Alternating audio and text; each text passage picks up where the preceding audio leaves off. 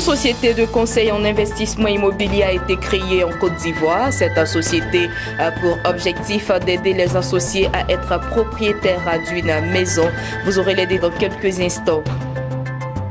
Et puis, la Fédération des promoteurs immobiliers de l'Afrique de l'Ouest est en réunion ce week-end à Abidjan pour échanger sur la question de la production et du financement des logements sociaux.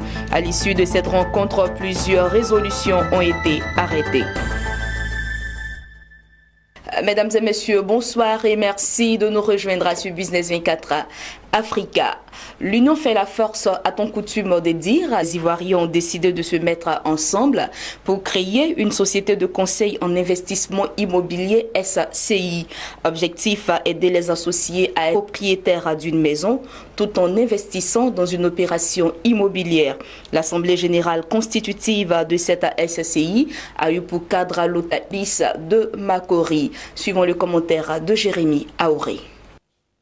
Ils étaient 30 personnes ce week-end à prendre part à cette assemblée générale constitutive. Objectif, réunir 37 millions de francs CFA afin de créer leur entreprise, une société de conseil en investissement immobilier SCI. Après une journée de dernière mise au point d'une vision commune, l'engagement est pris et les moyens mobilisés pour leur projet commun. Ils se sont accordés sur le double avantage d'associer à SCI, cité des fonctionnaires, c'est-à-dire être eux-mêmes propriétaires d'un toit et investir dans une promotion immobilière. Pour se donner toutes les chances de réussite, ils ont convenu de se faire accompagner par une société immobilière plus aguerrie, Renovator Construction. L'objectif pour nous, c'est de réunir le capital de la société afin de réaliser des projets immobiliers à l'intérieur du pays. Aujourd'hui, Renovator Construction se permet de faire la gestion des sociétés civiles immobilières parce que l'immobilier aujourd'hui, ça prépare la retraite. L'immobilier prépare aussi l'avenir des enfants. L'immobilier est la meilleure garantie pour bénéficier d'un accompagnement bancaire. Bénéficier d'un accompagnement bancaire grâce à leurs biens immobiliers, voici justement la stratégie de ces associés en affaires pour réunir les fonds nécessaires à la réalisation de leur rêve, celui de construire la cité des fonctionnaires à l'intérieur du pays. Pour eux, il n'y a pas de doute, ils ont trouvé une solution au problème de garantie bancaire. Généralement, la banque donne l'argent en fonction de la valeur du bien immobilier. Et si vous comprenez bien, les Libanais ont plein de biens immobiliers en Côte d'Ivoire, c'est leur stratégie. Donc, nos biens immobiliers, c'est juste pour les hypothéquer pour qu'on retourne. Les prêts que nous allons avoir, c'est pour construire nos propres maisons. Et les biens immobiliers qui seront mis en location, elles vont rembourser le crédit que la banque nous aurait donné. Dans ce cas-là, si on ne les rembourse pas, la banque vend les maisons qu'on a construites pour hypothéquer. Donc, les biens immobiliers, c'est simplement pour les hypothéquer, pour que nous, on puisse avoir notre argent et puis construire notre maison. Et donc, le Renovator va vous accompagner dans le montage de ce dossier. À peine la SCI constituée qu'elle suscite déjà d'énormes espoirs chez ses investisseurs. Réaliser les choses ensemble parce que seul on ne peut rien faire. Ensemble, on pourra atteindre nos objectifs.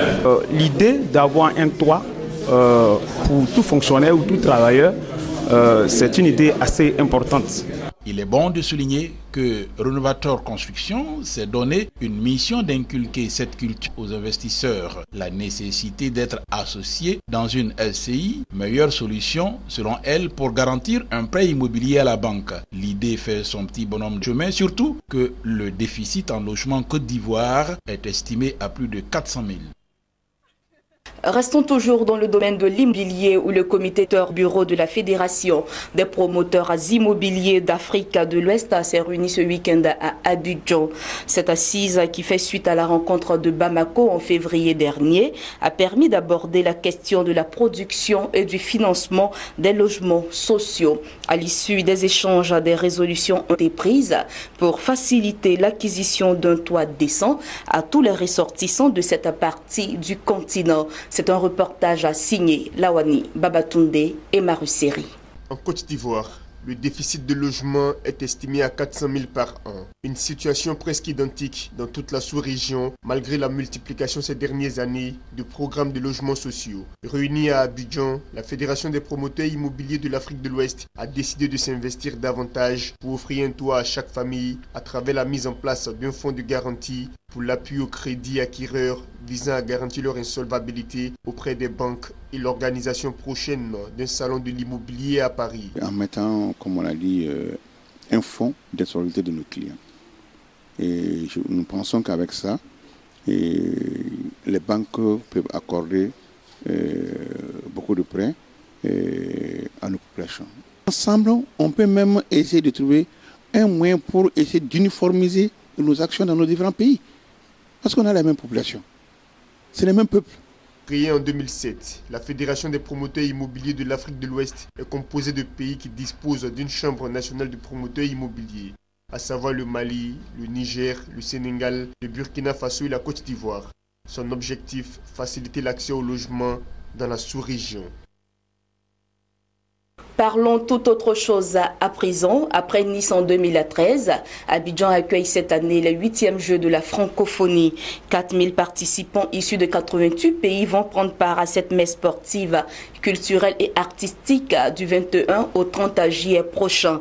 Pour faire de cette fête une réussite, l'Union générale des travailleurs de Côte d'Ivoire, UGTCI, a invité tous les travailleurs à s'approprier ces jeux et à y participer activement. C'est un reportage de Lawani Babatunde, commenté par Max Soubi.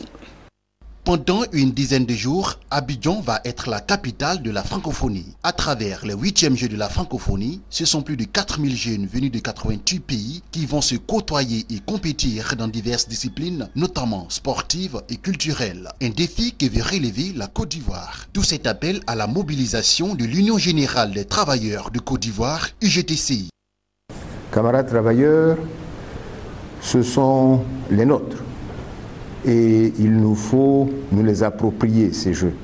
Et c'est donc avec une légitime fierté que l'UGTCI, la doyenne des centrales syndicales ivoiriennes, invite pour ce faire ses mandants, ses sympathisants et l'ensemble des travailleurs à participer massivement à toutes les étapes que nous aurons l'avantage de partager et de vivre. Accueillir plus de 4000 participants venus de 88 pays est une manne pour tous les opérateurs du secteur du tourisme, de la restauration et donc des affaires. Tous nos hôtes sont donc des invités de marque qui découvriront la légendaire hospitalité ivoirienne à Abidjan, la perle de Lagune, notre mégalopole, et sans doute bien d'autres réalités dans nos stations balnéaires et notre prestigieuse basilique Notre-Dame de la Paix de Yamoussoukro.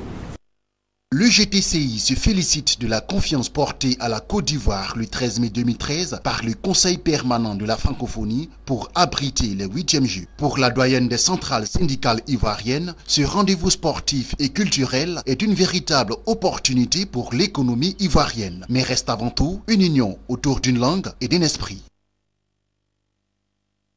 Pour les loyaux services rendus dans leur entreprise et à la nation ivoirienne depuis près de 2 décennies, des agents du Fonds de développement de la formation professionnelle ont reçu des distinctions honorifiques de leur hiérarchie en présence des autorités de la tutelle, des parents et des amis. C'est un reportage de Jérémy Aouré. Ils sont en tout 72 agents dont la hiérarchie vient de reconnaître les mérites pour le travail abattu dans leurs différents services au Fonds de développement et de la formation professionnelle FDFP. Au cours d'une cérémonie qui s'est déroulée ce week-end à Abidjan, des médailles d'or, de vermeil et d'argent ont été décernées aux travailleurs qui ont donné le meilleur d'eux-mêmes au sein du FDFP, une structure incontournable d'accompagnement des entreprises en quête d'accroissement de leurs compétences et de la population active dans sa recherche de performance, dira son premier responsable, Konaté Kassoum. Aussi a-t-il salué le don de soi, l'abnégation et l'esprit de sagesse qui ont caractérisé chacun d'entre eux au travail. Aujourd'hui est l'occasion bien choisie de vous réjouir et d'être fiers de ce parcours professionnel avec toute la famille du monde du travail, avec tous vos proches et avec vos collègues. Vous êtes désormais des modèles et vous devez donner l'exemple et cultiver l'excellence partout. Le représentant du ministre de l'Emploi et de la Protection sociale a pour sa part relevé le rôle joué par le FDFP dans le développement économique de la nation ivoirienne. grâce à votre expertise éprouvée dans les domaines de la formation et la certification de celle-ci, avec une offre de services qui intègre les exigences de qualité, de performance et de compétitivité, vous participez de façon significative au développement de la Côte d'Ivoire depuis plusieurs décennies. Au nom des récipiendaires, Yabra Rachel a dit sa reconnaissance à l'endroit des autorités du Fonds de développement et de la formation professionnelle, des distinctions qui viennent pour galvaniser les uns et les autres à faire mieux. Ces diplômes et médailles d'honneur du travail consacrent bien entendu le mérite et la fidélité des heureux bénéficiaires que nous sommes. Pour notre part, nous pensons que nous avons encore tant à faire pour mériter pleinement cette distinction.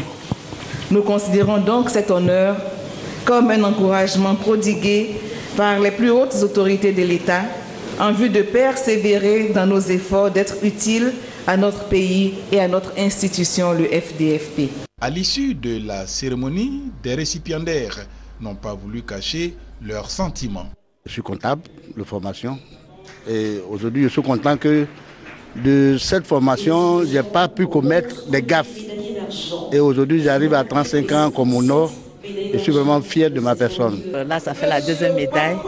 Et je dis merci au FDFP d'avoir reconnu les mérites du Trésor, parce que je suis une représentante du Trésor. C'est un sentiment de joie, de fierté, de reconnaissance aussi à nos supérieurs hiérarchiques.